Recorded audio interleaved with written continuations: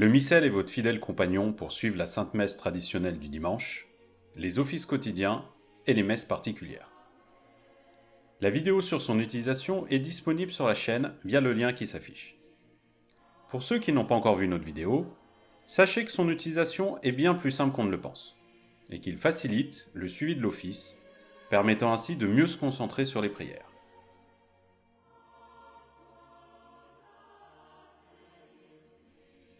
Le catéchisme de Saint Pie X, c'est tout savoir sur la doctrine catholique sous forme de courtes questions-réponses, formulées avec simplicité et pédagogie, sous la direction d'un pape.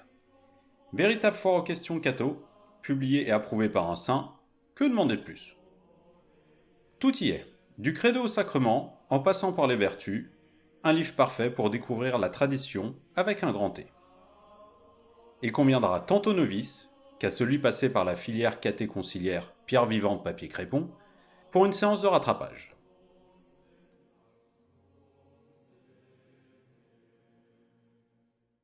La Sainte Bible, l'ouvrage de référence évidemment. Avec cette traduction de la Vulgate par l'abbé Crampon, vous êtes certain d'avoir une traduction au plus proche des textes originaux. Elle comporte des annotations de bas de page au plus proche de la tradition. D'autres versions de la Sainte Bible existent, mais celle-ci reste la plus recommandée.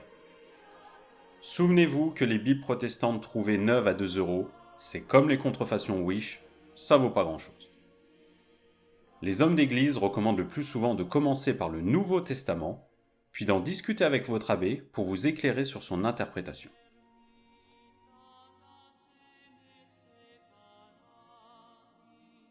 Ce recueil de prières, de cantiques et des exercices de Saint Ignace est communément appelé le Petit Livre Bleu. Ce livre est un don du ciel. Il vous permettra évidemment de vous accompagner lors de votre prochaine retraite de Saint Ignace et d'approfondir votre relation avec Dieu. La retraite de Saint Ignace, vous savez, cette retraite qui va changer votre vie et que vous repoussez sans cesse. La première partie du livre explique comment discerner les mouvements de l'esprit, qu'ils soient bons ou mauvais, afin de mieux suivre la volonté du Seigneur, avec en prime les prières essentielles de la vie de tous les jours, l'ordinaire de la messe, les psaumes et autres dévotions, tout approuvé par l'Église.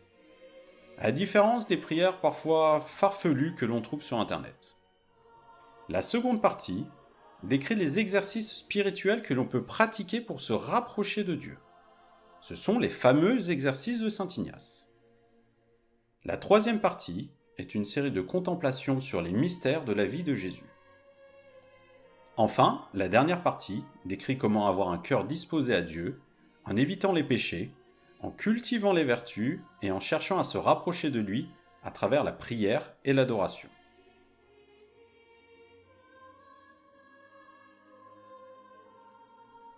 L'imitation de Jésus-Christ. Avec un titre pareil, comment passer à côté? Qui ne voudrait pas imiter notre Seigneur?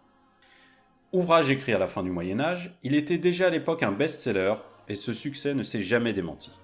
Rendez-vous compte, c'est le livre le plus imprimé au monde après la Sainte Bible. C'est un ouvrage de réflexion, de préceptes de vie en bon chrétien et de conseils de conduite. Il vous accompagnera dans vos moments de réflexion et d'oraison pour une vie plus sainte et plus charitable, afin par exemple de mieux supporter son prochain et ses goûts musicaux discutables dans les transports en commun bondés.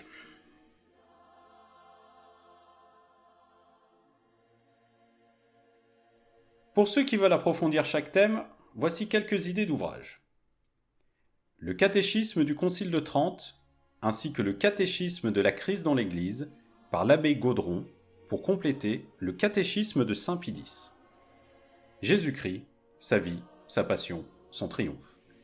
Par le révérend père Augustin Berthe, en complément de la Sainte Bible. La Divine Providence, du père Jean-Baptiste Saint-Jure, magnifique ouvrage de réflexion, en complément de l'indispensable Petit Livre Bleu. La Sainteté au jour le jour, de saint Alphonse de Liguori, pour le complément de l'imitation de Jésus-Christ. Et enfin, Marcel Lefebvre, Une vie, par Monseigneur Tissier de Malray.